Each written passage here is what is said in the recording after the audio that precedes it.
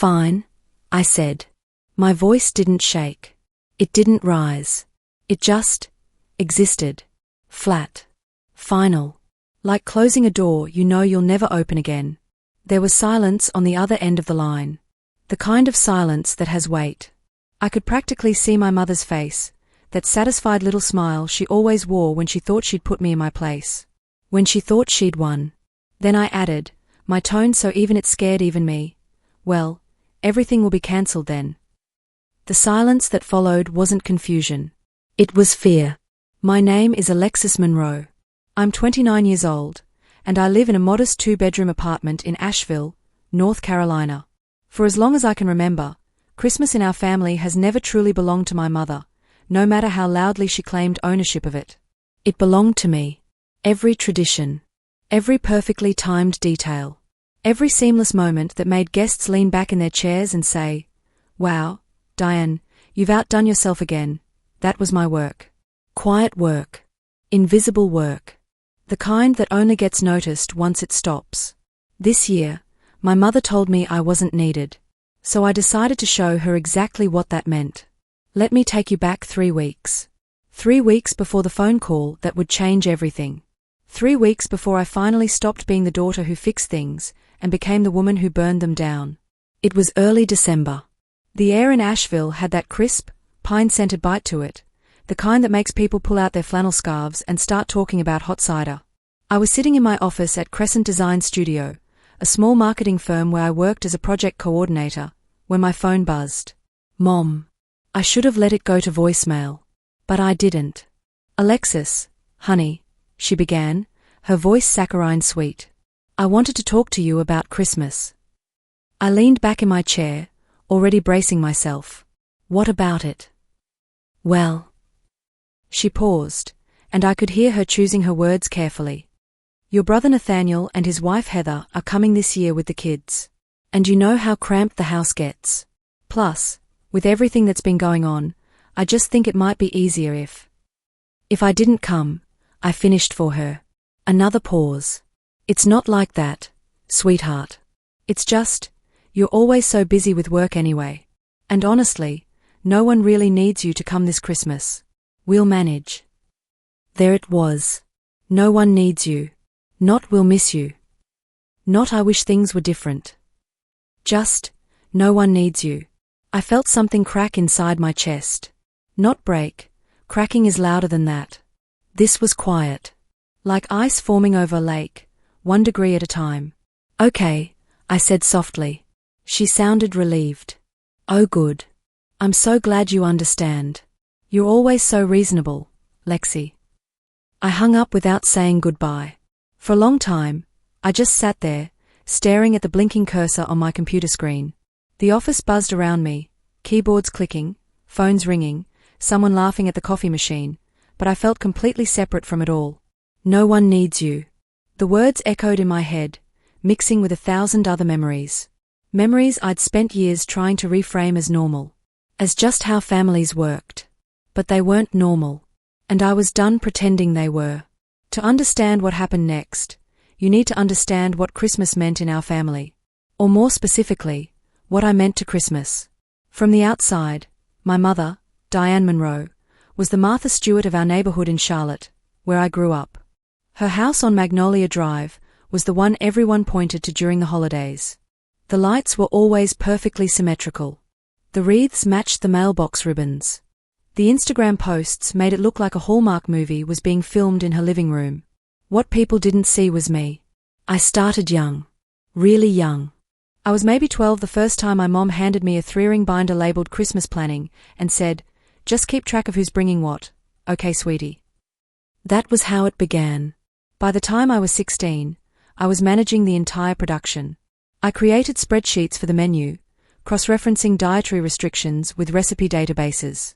I coordinated arrival times so the turkey, the ham, and the sweet potato casserole all finished at the same moment. I solved logistics problems my mother created through poor planning and then blamed on bad luck. When I was 21 and home from college for break, the oven died 2 hours before dinner. My mother collapsed on the kitchen floor, crying about how Christmas was ruined, how she'd failed everyone. I called 3 neighbors, negotiated oven time, created a cooking rotation schedule, and had everything ready by 6 p.m. My mother took all the credit. "I just stayed calm and figured it out," she told everyone. I loaded the dishwasher in silence. This became the pattern. Year after year after year. My brother Nathaniel was 6 years older than me and lived in Raleigh with his wife Heather and their 3 kids, Cody, 7, Mia, 5, and baby Finn. Nathaniel worked in pharmaceutical sales and made good money, which meant he was too busy to help with holiday planning. Heather was sweet but overwhelmed, and honestly, I didn't blame her for not stepping in. The extended family was large and complicated. My mom's sister, Aunt Lorraine, was dramatic and always threatened not to come unless things were done right. Uncle Frank and Uncle Paul, my dad's brothers, were in their 60s and just wanted good food and no conflict. Then there were the cousins, my mom's niece Bethany and her partner Jordan, my dad's niece Simone who always brought her boyfriend of the month, and Grandma Evelyn, my dad's mother, who was 83 and the only person in the family who ever actually thanked me. My father died when I was 19. Heart attack. Sudden. Devastating. After that, my mother's need for control, and my need to make her happy, intensified. Christmas became my way of keeping him alive, of maintaining something that felt stable. But somewhere along the way, it stopped being about family. It became about survival. The morning after my mother's phone call, I woke up to 7 text messages. All from Nathaniel. Nathaniel, "Hey, Mom called last night. Said you're not coming for Christmas?" Nathaniel, "Look, she didn't mean it the way it sounded." Nathaniel, "You know how she gets when she's stressed." Nathaniel, "But hey, even if you're not coming, can you still handle the group chat? People are already asking about timing." Nathaniel, "Also Heather wanted to know if you still have that recipe for the cranberry relish." Nathaniel, "And Mom needs the login for the grocery delivery account." Nathaniel, "Just let me know when you can." I read them twice. Then I set my phone face down on the nightstand and stared at the ceiling. There it was. Translation: "You're hurt, but please don't make it inconvenient for us." I wasn't needed as a daughter. I was needed as staff. I got up, made coffee, and sat at my kitchen table with my laptop. I opened the family group chat, the one I'd created and managed for the past 4 years. It was called Monroe Family Christmas Tree, and had 23 members. I scrolled through the messages. Questions about what time to arrive. Reminders about dietary restrictions. Confirmations about who was bringing what dish. All answered by me. All managed by me. I clicked on the chat settings. Looked at my role, admin. That word had never felt heavier. I didn't respond to Nathaniel. Not yet. Instead, I spent the day working. I threw myself into a client presentation, stayed late at the office, ordered takeout from the Thai place down the street, pad see you, extra spicy, and tried to pretend my family hadn't just told me I was disposable. But that night, while cleaning out my email inbox, I found something. Something I'd forgotten about. An automated message from Capital Trust Bank. Subject line: Annual Statement for account number 4472. I didn't recognize the account number. I almost deleted it. But something made me click. The account was in my name. Opened when I was 17. Labeled, College Fund, Alexis Monroe. The balance was 0. The last withdrawal, $18,000, had been made 7 years ago. The same year I dropped out of NC State because my mother sat me down, tears in her eyes, and told me, "Sweetheart, there just isn't enough money. I'm so sorry." The same year Nathaniel magically paid off his $22,000 credit card debt. I sat there for a long time, staring at the screen. My hands didn't shake. My breath didn't quicken. I just felt cold. This wasn't favoritism. This was theft. And suddenly, Christmas wasn't the real issue anymore. I didn't confront my mother. Not immediately. Instead, I opened my laptop and pulled up the family group chat. I stared at it for a long time. At all those names. All those people who showed up every year, ate the food I coordinated, enjoyed the ambience I created, and praised my mother for her incredible hosting skills. Then I did something I'd never done before. I created a new group chat. I added everyone except my mother and Nathaniel. 21 people. Aunt Lorraine. Uncle Frank. Uncle Paul. Cousin Bethany, Cousin Simone, Grandma Evelyn, everyone. I titled it, Christmas at Alexis's Christmas Tree. Then I typed, "Hey everyone. Quick update. Mom's been feeling really overwhelmed this year and wants to scale Christmas back to something smaller. I'm going to host a casual gathering at my apartment in Asheville on Christmas Eve for anyone who still wants to get together. No pressure, totally low-key. Let me know if you're interested." I stared at the message for 5 minutes before hitting send. The replies came immediately. Aunt Lorraine, oh thank God. Honestly, I was dreading the drive to Charlotte this year. Bethany, this sounds so much better. What can we bring? Grandma Evelyn, Alexis, sweetheart, I've been hoping you'd do something like this for years. Uncle Frank, count us in. We were mostly coming because of you anyway. That last message hit me harder than I expected. We were mostly coming because of you anyway. More messages poured in. People asking about timing. Offering to bring dishes. Sharing excitement about a more relaxed Christmas. Within 2 hours, 17 people had confirmed. I sat back in my chair, my heart pounding. I hadn't expected this. I'd thought maybe 5 people would come. Maybe 10 if I was lucky. But 17? That was almost everyone. The next morning, I woke up to a voicemail from my mother. Her voice was tight, controlled. Alexis, I heard from Lorraine that you're hosting something? We need to talk about this. Call me back. I didn't. Instead, I went to Target and bought supplies. String lights. Paper plates. Cheap but cute decorations. I wasn't trying to compete with my mother's pristine aesthetic. I was trying to create something real. That afternoon, my phone rang. Nathaniel. I answered. What are you doing? He said immediately. No hello. No small talk. Hosting Christmas, I replied calmly. You're splitting the family. No. Mom did that when she uninvited me. He exhaled sharply. She didn't uninvite you. She just said that no one needs me to come. I remember. Silence. Look, he said finally. Can't you just let this go? It's Christmas. Exactly, I said. It's Christmas. And for once, I'm going to enjoy it. I hung up. 2 days before Christmas, I was at work when my phone started blowing up. Text after text after text. My mother. Nathaniel. Heather. Then the calls started. I let them all go to voicemail. Finally, during my lunch break, I listened. My mother's voice was sharp, frantic. Alexis Monroe, you call me back right now. I don't know what you think you're doing, but people are saying Christmas is cancelled. You're humiliating me. This is unacceptable. Nathaniel's message was more measured but equally frustrated. Lexi, come on. You're making this harder than it needs to be. Just come to Charlotte. Bring whoever wants to come with you. We'll figure it out. Heather's voicemail surprised me. Her voice was soft, almost apologetic. Hey Alexis, it's Heather. I wanted to say I'm sorry. I didn't know Diane said that to you. That was really hurtful. Nathaniel and I are still going to Charlotte because of the kids. But I get why you're upset. I hope you have a good Christmas. I saved her message. Deleted the others. That night, my mother called again.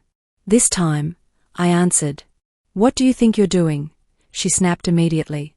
You told me no one needs me to come to Christmas, I said evenly. So I stepped back. You didn't step back, she hissed. You stole Christmas. I almost laughed. I didn't steal anything, Mom. I'm hosting my own gathering. You're still free to host yours. With who? Everyone's going to your place. Then maybe you should have thought about that before you told me I wasn't needed. Her voice sharpened into something cruel. You're being dramatic. You always do this, blow things out of proportion to make me look bad. I took a slow breath. No one needs you to come, I repeated quietly. Those were your exact words. I didn't mean. You did. There was a long pause. Then she said it again, slower, like she was explaining something to a child.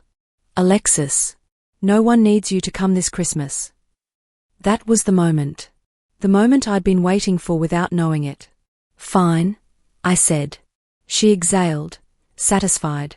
Then I added, my voice calm and cold, well, everything will be cancelled then. I didn't wait for her response.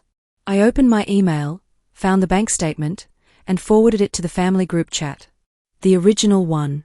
The one with everyone, including my mother and Nathaniel. I added one message. I found this in my old emails. This account was supposed to be my college fund. I was told there wasn't enough money for me to finish school. I'd like an explanation. Then I hit send. And I turned my phone off. When I turned my phone back on 3 hours later, I had 6 to 4 notifications. The family group chat had exploded. Aunt Lorraine, Diane. What is this? Grandma Evelyn, someone please call me. I don't understand. Bethany, did you seriously take Alexis's college money? Nathaniel, everyone calm down. There's an explanation for this. Simone, what explanation could there possibly be? Uncle Paul, this is unacceptable. Cousin Jordan, I'm confused. Did Diane steal from Alexis? Then my mother's message appeared. Mom, this is a private family matter and Alexis had no right to share this publicly. She's trying to humiliate me because she's angry about Christmas. This is manipulative and cruel. Grandma Evelyn, Diane, that money was supposed to be for Alexis's education. Mom, things were complicated that year. Nathaniel needed help. I made a decision as a parent. Bethany, without telling Alexis? While she was dropping out of school. Nathaniel, look, I didn't know the money came from Lexi's account. I thought it was a loan from Mom. Aunt Lorraine, Diane, you told me you needed to borrow $5,000 2 years ago for a roof repair. Did that money actually go to a roof? The chat went silent. Then, Aunt Lorraine, I want my money back. Uncle Frank, wait, she borrowed from you too? Aunt Lorraine, $5,000. I never saw it again. Simone, she asked me for $800 last year for emergency car repairs. Bethany, oh my God. My phone rang. Grandma Evelyn. I answered. Alexis, she said, her voice shaking. I am so sorry. I didn't know. If I had known. It's okay, Grandma, I said quietly. It's not okay.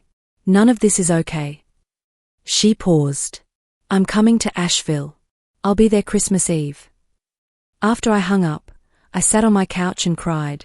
Not because I was sad. Because I was finally free.